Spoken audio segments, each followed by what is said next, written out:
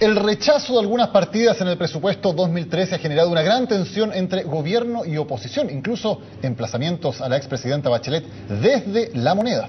Queremos conversar con el senador de la Democracia Cristiana, Jorge Pizarro, para eso está con nosotros. Senador, buenas noches, y lo primero que quiero preguntarle es sobre las declaraciones de la vocera de gobierno, que ha dicho que va a faltar el oxígeno en los hospitales públicos para los enfermos si ustedes no aprueban el presupuesto. ¿Cómo es eso? Yo creo que habrá que pasarle oxígeno a ella para que opine con cosas un poquito más coherentes. Yo realmente lamento esta campaña casi del terror en que ha caído La Moneda, la derecha, el gobierno, por haber ejercido los diputados el derecho a rechazar o aprobar algunas de las propuestas presupuestarias hechas por el presidente Piñera. Aquí lo que ha habido es el uso de las pocas facultades que tiene el Congreso para aprobar o rechazar algunas partidas y caer en esta suerte de chantaje público, comunicacional, moral en algunos casos, me parece impresentable, y lo único que contribuye es a demostrar que este gobierno es bastante incapaz de generar acuerdos, consensos, propuestas que puedan representar el sentimiento ciudadano. ¿Por qué se le han rechazado algunas partidas al gobierno? Por una razón muy sencilla, porque nosotros creemos que el presupuesto de la nación tiene que estar enfocado a lo que son las demandas sociales y a la demanda que tiene el país de mayor igualdad, de mayor igualdad de oportunidades y equilibrio. Y hay un tema que cruza toda la discusión del debate del presupuesto y tiene que ver con los recursos destinados a la educación. Nosotros hicimos un acuerdo hace un tiempo atrás de un ajuste tributario en el entendido que todos esos recursos iban al presupuesto de educación. ¿Para qué? Para mejorar la calidad de la educación pública, porque es ahí donde hay que centrar el esfuerzo, en la gente de más vulnerabilidad. Todos sabemos que mientras más educación y mejor educación tiene un joven, más oportunidades laborales, mejores oportunidades de vida. Senador, pero entonces, como eso, perdona, para terminar nomás, Daniel. Como eso no se expresa hoy día en la ley de presupuesto, porque han enviado alrededor de 1.000 millones de los 1.270 que se van a recaudar por el ajuste tributario, nosotros decimos qué pasó con la diferencia. No se la pueden echar al bolsillo o no colocarla en el tema de educación. Y ahí es donde se empiezan a producir las dificultades. Y como la única forma, la única herramienta que tenemos nosotros de obligar al gobierno a ir centrándose en un diálogo que permita mejorar el presupuesto, es rechazándole las partidas, porque toda la iniciativa la tiene el Ejecutivo. Ya, senador, se entiende cuáles son las metas y más o menos cuáles son los procedimientos que están buscando. La pregunta, ¿ustedes están dispuestos a mantener ese rechazo de algunas partidas hasta el final, hasta las últimas consecuencias, o es solo una herramienta de negociación y al final igual van a terminar aprobando las partidas en la tramitación última? Mira, en esto ya hemos tenido experiencia de años anteriores. En estos momentos se ha estado conversando con el gobierno acá en el Senado. El gobierno sabe, la derecha sabe que en el Senado no tiene mayoría, por lo tanto no puede imponer lo que ellos quieren. Nosotros vamos a aprobar algunas de las partidas que nos parecen que son indispensables, que están bien planteadas, que son necesarias. Vamos a rechazar otras. Tú comprendes que vamos a rechazar de todas maneras las partidas que tienen que ver con el plan de frontera norte, las partidas de interior donde ha habido corrupción, despilfarro, sobreprecio, una incapacidad total y absoluta del ministro Fitzpatrick y de Uvilla para controlar programas de seguridad ciudadana que han sido muy tristes en sus resultados. ¿Y las partidas que afectan gastos sociales, en vamos a educación, en rechazar salud, en trabajo? partidas donde se abusa con el tema de la publicidad, donde no hay un control de los recursos, donde se despilfarra o lisa y llanamente se abusa para dirigirlos en temas electorales, como vivimos en la campaña municipal. Eso lo vamos a rechazar de todas maneras. Pero ¿qué pasa con las partidas que tienen que ver con gasto social, que es las que han generado mayor polémica, en trabajo, en educación? ¿Se pueden rechazar efectivamente o eso al final las van a aprobar igual? Nosotros lo que estamos exigiendo en materia de educación es que el gobierno cumpla con enviar a lo menos unos 400 millones de dólares más, porque para eso se hizo el ajuste tributario y no lo está haciendo. Estamos exigiendo que se fortalezca la educación pública, porque eso es lo que necesitamos, un fondo para la revitalización de la educación pública. Y esto lo hacemos porque ese es el compromiso que asumimos en términos públicos nosotros de la oposición y también el gobierno hace unos meses atrás. Senador. Entonces es inaceptable que no se planteen estas partidas. ¿Qué es lo que estamos haciendo también? Revisar la ejecución del presupuesto, por ejemplo, en salud, en justicia. Este ministro de Salud que arma escándalo, que dice que no va a haber remedio, que aquí, que allá, y se pone en una situación de alarma como ha hecho con cada una de las cosas y después se tiene que arrepentir, no ha sido capaz de ir ejecutando las inversiones de los recursos de la inversión en infraestructura, y resulta que al mes de septiembre no tiene más de un 33% de ejecución, y estamos hablando de hospitales, estamos hablando de infraestructura de servicio en la salud pública. Entonces no nos pueden venir a pedir a nosotros ahora que le aprobemos presupuestos que después no son capaces de ejecutar. Ok, dos cosas. Lo primero, explíquele a la gente qué pasa si finalmente en alguna de estas partidas que son especialmente sensibles, como salud, como trabajo, qué pasa si se le rechaza el presupuesto al gobierno. ¿Es que se quedan efectivamente sin fondos para funcionar esos ministerios o cómo se suple vía veto? Tú sabes que tiene el gobierno en materia presupuestaria a la sartén por el mango.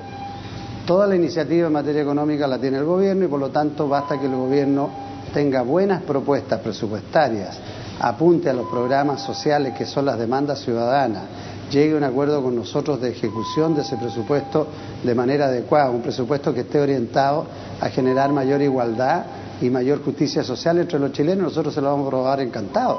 Por eso insistimos tanto en el tema de educación y de salud, por eso insistimos tanto en los temas de seguridad ciudadana. Si esto no es un capricho, este gobierno está destinando 1.500 millones de dólares para el Transantiago por año, está pidiendo 1.500 millones de dólares para el Transantiago por año, lo pasa en una ley y no es capaz de colocar en la educación los 300 millones de dólares que conseguimos con la última ley de ajuste tributario. Entonces es un problema de prioridades. Ok, respecto de las declaraciones de la ministra Evelyn Matei, ¿es asquerosa la forma en que está haciendo política la concertación? ¿Qué le responde usted a la ministra Matei? Yo creo que las opiniones de la ministra Matei son... no voy a usar la misma palabra que usó ella, pero la gente entiende. No merecen ni siquiera un comentario, no vale la pena. Senador, alguien que ministra y que emite ese tipo de juicio no está en su sano discernimiento.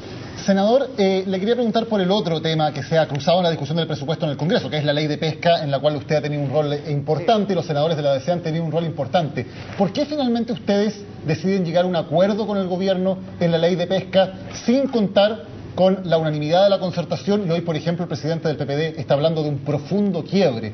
¿Por qué toman la decisión de negociar con el gobierno en vez de hacer frente común, considerando que la oposición, como sabemos, es mayoría en el Senado?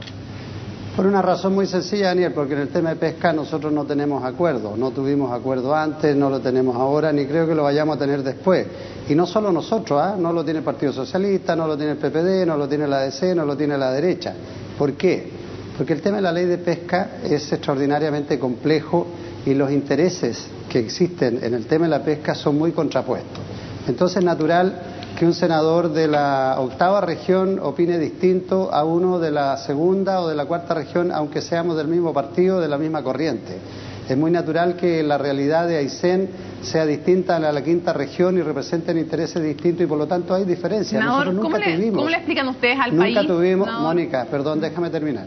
Nosotros nunca tuvimos un acuerdo, así que mal se puede producir un quiebre. Lo que hemos tenido ahí son diferencias respecto de algunos temas puntuales, pero en lo que sí hay acuerdo, y gracias a lo que nosotros hicimos con el gobierno hoy día, podemos decir que se aprobó el artículo 1, donde se establece la total y absoluta soberanía del Estado de Chile sobre los recursos pesqueros que se encuentran en nuestro mar territorial, en la zona económica exclusiva, en la plataforma continental.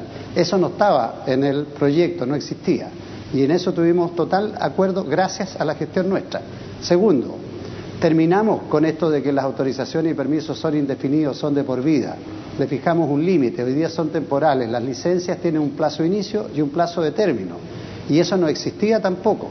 Y eso lo logramos gracias a este acuerdo. Y eso es muy importante porque es la única manera que tenemos de ir evaluando cada cierto tiempo cómo se va manejando los recursos y si hay sustentabilidad o no. Y la tercera cosa es que también fuimos capaces de colocar causales de caducidad de las licencias, sobre todo para la industria, cuando no cumplen ni con las normas medioambientales, ni con los compromisos de captura, ni con los temas de descarte, ni con la ley laboral, ni con los temas previsionales, ni con los temas medioambientales. Entonces, ahí también hay una exigencia muchísimo mayor que hace que hoy día las licencias no sean de fácil renovación o de renovación automática, como se ha dicho tan burdamente. Y por último, como el tema mayor es que hoy día existe en el sector industrial grupos pequeños que son los que tienen hoy día los derechos, nosotros hemos obligado al gobierno a abrir las licitaciones para que puedan entrar otros actores y hemos dicho que se tienen que licitar a todo evento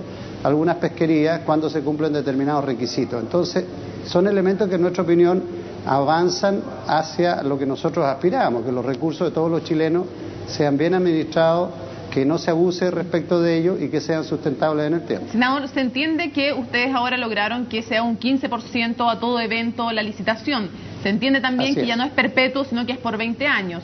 Más allá de que uno pudiera discutir o no el plazo, lo que sí me gustaría que usted le explicara a la gente, a la ciudadanía, por qué esos 20 años, esos recursos, se le entregan a los mismos de siempre. ¿Por qué no establecer por 20 años, pero que entren todos a comprar? Perdón, espéreme usted también a que yo termine la pregunta. ¿Por qué no se cambia la ley, se cambia el sistema en cómo venía funcionando y esa entrega por 20 años se hace con una entrada libre en que todos entren a competir, todos los interesados, por adjudicarse por 20 años ciertos derechos? ¿Por qué son los mismos de siempre? Por una razón muy sencilla, porque esos derechos hoy día existen. Esto es lo mismo que pasa con la ley de televisión en la cual tú estás. Hoy día en televisión tenemos concesiones entregadas a los operadores actuales y muchas de ellas son concesiones indefinidas. ¿Qué es lo que hicimos con la ley de televisión digital? Le dijimos, mire, para cambiarse a este otro sistema tienen que renunciar a las anteriores y aceptar que les vayamos a colocar regulaciones y les vayamos a colocar límites en esas autorizaciones que ya tenían. Eso es lo mismo que estamos haciendo acá, porque hoy día ellos tienen, hoy día lo que existe es que esas autorizaciones son indefinidas, existen de por vida. En el caso de los artesanales es completamente distinto, porque esas son de por vida e incluso son heredables. Las heredan los hijos, las heredan las viudas, los pescadores artesanales, de manera que hay que hacer un distingo, porque eso también queda claramente establecido en la ley, y esta ley en ese sentido ayuda mucho al sector artesanal. Entonces, ¿qué es lo que hicimos? Colocarles límites a esa licencia y exigencias de manejo de las pesquerías que las hagan sustentables. O sea, esta gente no puede llegar y sacar lo que quiera. No puede llegar y tomar la cantidad de captura de especies y depredarlas, que es lo que ha pasado hasta ahora. La verdad es que la experiencia ha sido mala. Pero mira, aquí hay un elemento que es nuevo y que es muy importante en esta ley y que nosotros hemos respaldado, yo creo que todos, porque ahí no hemos tenido diferencia. Y es la constitución de los equipos, los comités científico-técnicos, es decir, por primera vez, quienes van a determinar las cuotas, los tipos de pesquería, la forma en que se pescan, van a ser estos entes autónomos, objetivos, científicos, que van a velar por la sustentación de nuestros recursos y no la autoridad política, porque en este gobierno y en gobiernos anteriores estaban sometidos a presiones de todo tipo, sociales, económicas, políticas, y no tomaban las buenas decisiones. Senador, estamos en el tiempo de la entrevista, lamentablemente. Solo quería preguntarle, antes de despedirnos, sí, de sus palabras, por lo tanto, desprendo que esta ley, la llamada Ley Longueira, es mejor o al menos es menos mala que la que aprobó la Concertación en el año 2001. De eso no cabe duda, y hay que decirlo con mucho sentido de la autocrítica, porque objetivamente las medidas que se adoptaron en el año 91 y el 2001 han demostrado que no fueron efectivas, porque hemos tenido una depredación de los recursos. Y lo que no corresponde aquí es que operen las leyes antiguas, porque si no vamos a caer en el peor de los mundos, que es la famosa carrera olímpica. Y si no aprobamos este proyecto de ley o no llegamos a estos acuerdos que nosotros buscamos, lo que va a primar es la ley anterior. Entonces, hay muchos de mis colegas que se han manifestado muy contrarios, han rasgado vestiduras, han hecho problemas de principio, aquí y allá, y lo único que hacen con una situación de negatividad sería, si no aprobamos esta ley, configurar la misma legislación anterior que sí le entrega de por vida los derechos a las mismas 7 familias. Entonces, ahí hay contradicciones en las cuales se cae. Yo creo que el debate ha sido un poco caricaturesco en muchos aspectos, pero bueno, aquí estamos para asumir las responsabilidades y avanzar por el bien de Chile. Senador Jorge Pizarro, senador de la ADC, muchísimas gracias por habernos acompañado en primera edición en CNN Chile. Gracias a ustedes, buenas noches. Buenas noches.